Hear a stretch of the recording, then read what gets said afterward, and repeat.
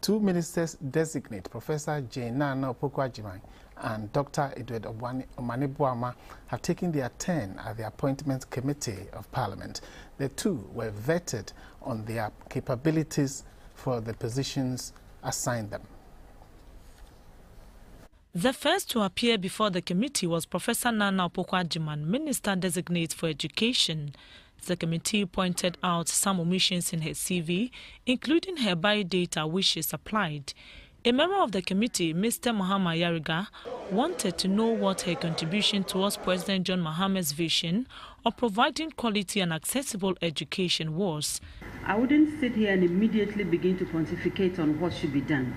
What I would like to do is to move into that ministry, work very closely with the GAS folks, so that together we can identify what it is that is not helping us to perform as well as we should.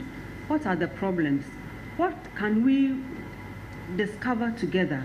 And what strategies can we put together? I feel that might be a better strategy because we need to own the outcome. And once we own the outcome, we can apply the outcome and see to better results. The nominee said she would ensure that teachers receive the relevant training to make them efficient managers when they are appointed as headmasters or headmistresses. Another member of the committee, Mr. Samson Ahi, asked the nominee how she intends to resolve the perennial problem of delayed remuneration for newly recruited teachers in the north. This is a very, very worrisome situation, that somebody should be employed and should have to wait for so long before they receive their salaries. But I think that fundamentally this is a managerial issue. There is an issue with management, and once again we need to find out what is happening. Is it because the names don't get to the Ministry of Finance early enough? Is it because they don't move early enough from the finance to controller and accountant general? You know, what is it? What are the steps? And where is it that the delay occurs? The next to appear before the committee was the Minister Designate for Communication, Dr. Edward Omanibuama.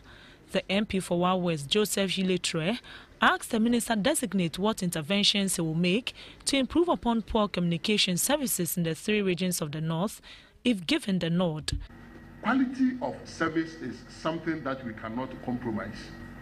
And that is why in the very remotest part of our country, in the rural areas and all that, we have GIFEC that is expected to be investing in the deployment of these cell sites, such that where even the 6 telecos will not want to expand their businesses to, because the revenue that they will be generating will not be too much fulfilling in terms of their profit and loss accounting, government can make those interventions.